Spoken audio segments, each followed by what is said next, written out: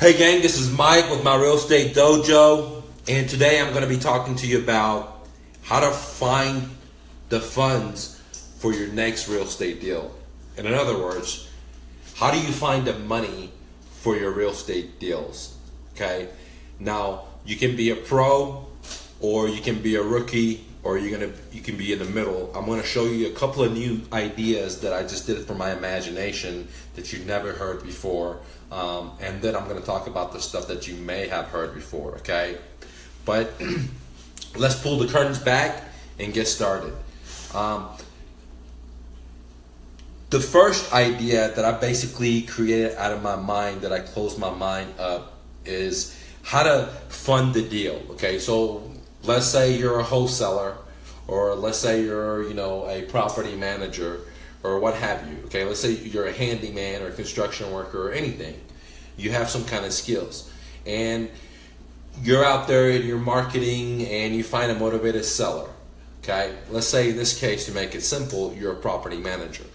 So you're marketing to, the way I teach you, to a segmented, audience, and a motivated seller calls you, and you're a property manager, you have a job, but you're doing this on the side, and you find this gold nugget, and you want to say, you know what, I want to own this property, but you don't have money, or you don't have good credit, or you can't get a loan. So you're thinking, well, how can I own this property?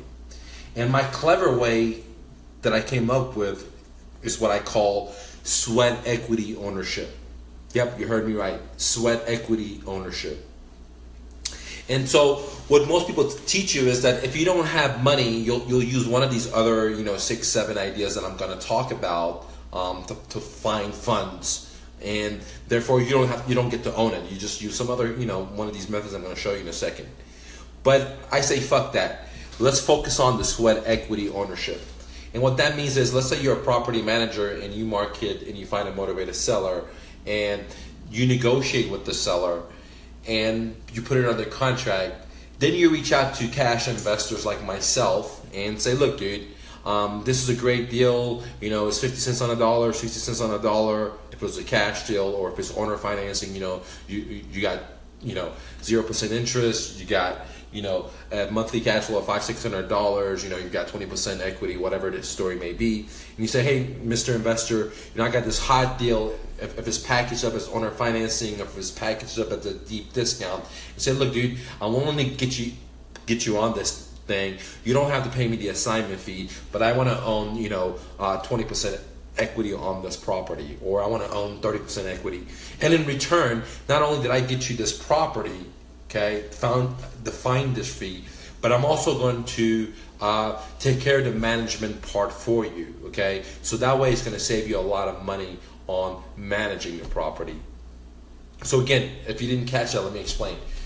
You find a deal, you put it under contract, and instead of wholesaling it and getting an assignment fee to an in-cash buyer, what you can do is have them partner up with you, and on top of that, you add more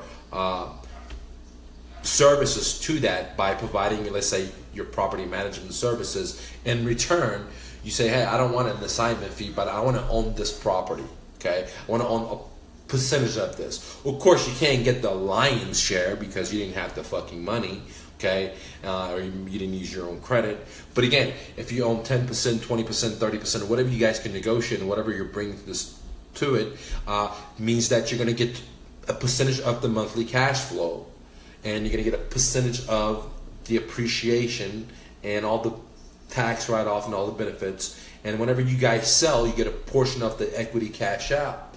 So, at a lot of wholesalers, what they'll do is they'll use one of the other methods that I'm going to mention to find funds, and they always have to be fishing for a new fish.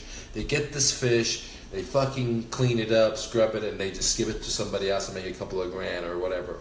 But what I'm trying to teach you is how to create mailbox money, so you have a income producing asset. It doesn't matter how big it is or how small it is, as long as it drips a little bit. After a while, it'll fill up the cup, okay? Excuse me.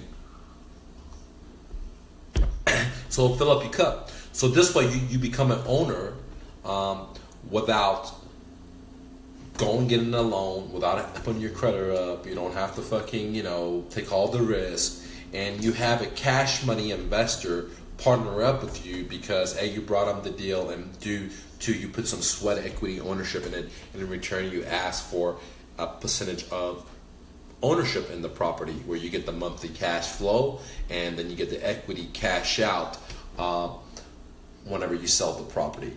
So I just explained to you one amazing way to own a property using sweat equity ownership, what I call it. And the way that happens is, again, you find a deal, you put it under contract, and then you give it to a cash investor. You tell them, hey, let me partner up with you. Let me own 10% of it. Let me own 5% of it. Let me own 25% of the property, which now gives you monthly cash flow, and it also gives you equity in the property, and you actually own an income producing property. So that was one of the most creative ways to own properties. Same thing can work if you're, let's say, a rehabber, or let's say you're a construction worker, or whatever, you're a realtor. You say, you just change it up. You take this idea, this blueprint, and you twist it a little bit to fit to your goals and needs. So if you're a realtor, when you find a deal, okay, you go and instead of getting your assignment fee, and let's say you're selling it to an investor, instead of getting your assignment fee, look, man, I'll give you the property for you don't have to pay me any assignment fee, and on top of that, I'll list the house for sale, I'll do this, you put some equity in it, in return, hey, I want to own part of this property, and in return, it's very a win-win situation for an investor. For example, let's say I'm in Colorado, and I start buying houses in Texas, or I start buying houses in Florida, I start buying houses in New York, and actually I am going to start buying houses all over America. So if you have a deal, bring it to me. If you're a cash buyer, hit me up. I have a lot of wholesalers that are looking to give you a property, so hit me up. So anyways, let's say I start buying properties in these areas. Okay, now I have to hire a property management, now I have to hire a realtor, now I have to hire a contractor. Instead of doing that, if I find a legitimate, hardworking person that came up to me with this offer that says, look, dude, I'm in Florida, I'm finding you the fucking deal, so don't pay me the assignment fee. And I'm also a fucking realtor, which means I can manage your property for you, and all I'm asking for is a 5% ownership in this property. I'm asking 10% ownership in this property. I'll say, fuck, why not? Because now they have a skin in the game. They're going to make sure they put the best tenants in there. Therefore, I can get the most monthly cash flow out of it. Because if they don't, and we have to go to eviction, they're the one that's going to have to do it because they own part of this. And I'm not going to have to pay them for the property management. I'm not going to have to pay them for the eviction services. We're going to split it, because if they're going to be a partner, if they're going to own part of it, they're not only in it for the good times, they got to be in it for the bad times. So they also get to split the cash flow and the equity cash out, but they also have to pay for evictions or toilets breaking. So when you become a partner, remember that you're not only going to be in there for the good times, you also got to be there for the bad times. So if you take the money in when it comes in the cash flow, and then the money has to go out, you have to go out too. But if you own, let's say, 15% of the equity, then if the bill's $1,000, you only have to pay $150, which makes pretty sense, guys. So the very first creative way to find money for your properties is what I call sweat equity ownership. Now, let's go to the number 2 way to fund money for your investment properties, okay? Which is what everybody talks about, is going to a bank, guys, like a Bank of America, Wells Fargo. I don't do that style, but I'll explain to you why I don't do it, okay? Couple of reasons. Number 1, when you go to a bank, you gotta ask the bank, please can I get a loan? Please can I get a loan? And man, I just hate putting my future at a fucking dirty, stinky banker's palms. Okay, I don't like banks. Okay, so the first thing is you gotta beg and please. The second thing is that whenever you go to a bank and you get a loan, they're gonna make you sign a promissory note. And on that promissory note, what it says that if you default, not only are they going to take the collateral back, but they're also going to come after you personally, ruin your credit, sue you for deficiencies, etc. Okay, and I don't want that. Now, the third thing the bank's going to do is have you sign a DOT, which basically says a deed of trust, where you pledge the property as a collateral in case you default. Now, I don't mind doing that. Okay, so the number two ways to find money for your property is going to a traditional bank. But again, banks, you got to beg them, you got to pay all these junk fees, you got to put your credit up, your company EIN number up, and your collateral up, okay? And a lot of times they're not going to lend to you, okay? Which is kind of defeated. Or if you're buy and hold guy after you own your third property, fourth property, it becomes harder and harder and harder to borrow from a bank, ladies and gentlemen. But that's the number two way. I like number one, which is the best. If you have no money, no cash, no credit, use my sweat equity ownership. If you just logged in, go back and listen to it. This is where you own a property without having any money. You have the investor go in with you. The second way was the bank, guys, okay? Now, the third way is called a hard money lender, okay? And a hard money lender allows you to borrow money not based on your own personal credit, okay? They're looking at the subject property. For example, if the property is worth 100 and you got it under contract for 30 and it needs 10 grand in repairs, it's a no-brainer for the fucking hard money lender, because they're gonna have a lien on that property. So if you default, you just found them a great fucking deal, okay? And then the reason I don't like hard money lenders is pretty obvious, ladies and gentlemen.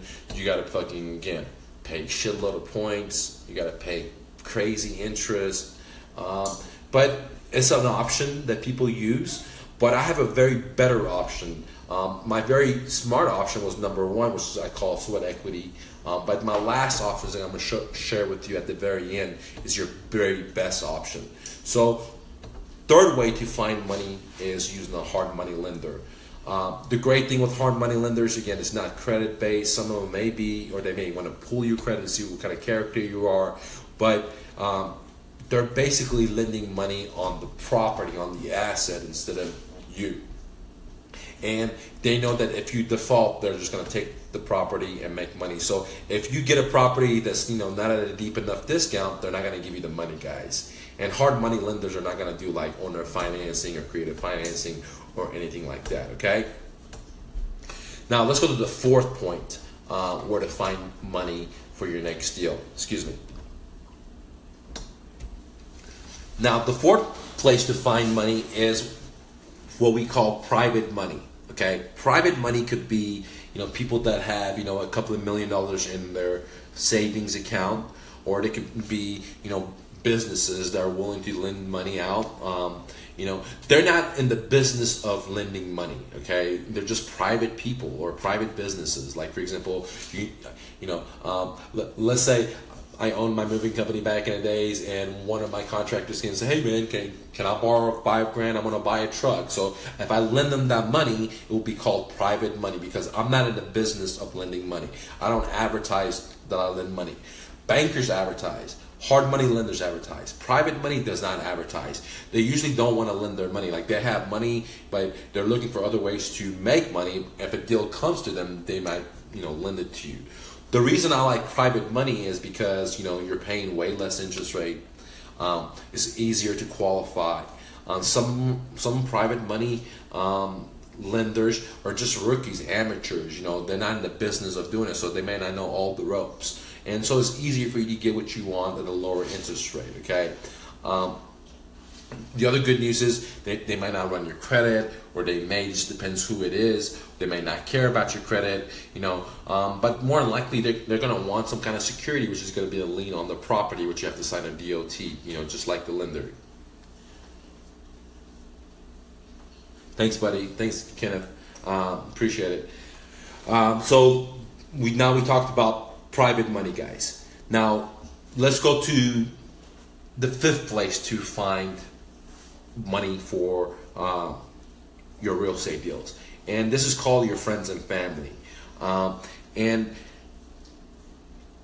that was never an option for me, because my friends or my families never believed in me or never helped me, or or anything like that. So that was never an option for me. But I know it's an option for some people. Some people's parents are just like rich. Like I know a couple of people that I grew up with. You know, they're just like so rich. Okay, so their daddy could always write them a check. Okay, or their mommy could just write them a check. So that can be an option, and I'm not dissing on that.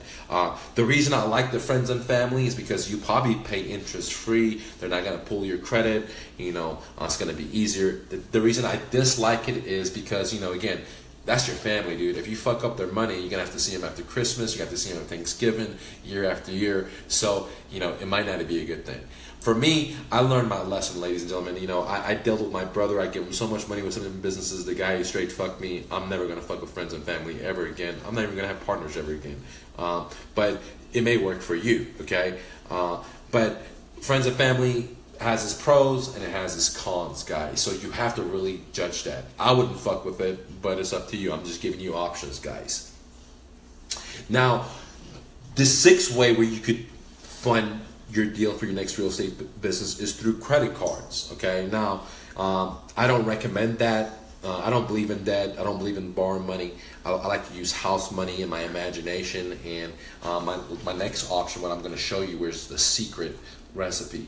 But you can definitely fund money with credit cards. And I mean, there's a guy on YouTube, I forgot his thing. People have told me, like, he teaches you how to do 100% financing and just get in debt up your ass and borrow as much as money as possible. And he's a pretty clever guy. He knows how to really get the money from the banks. But the problem is that you can't get rich, okay, going negative.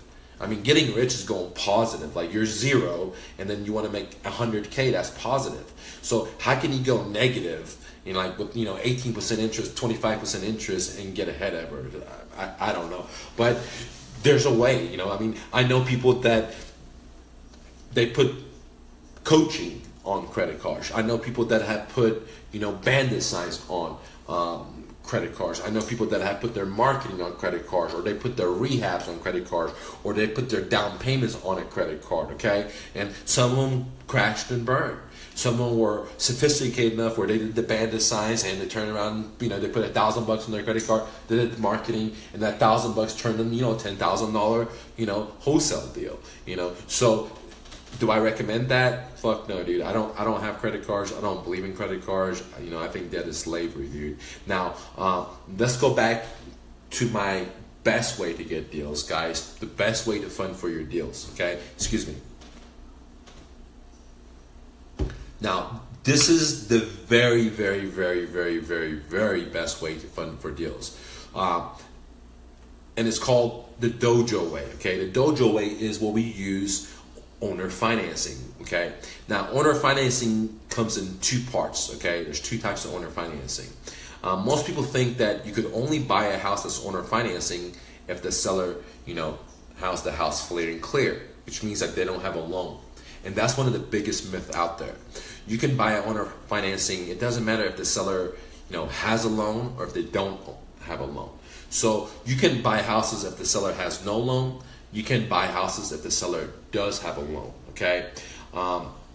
There's just different strategies that you would use. For example, if they had a loan, you would use a subject to or a wrap strategy, you know, etc.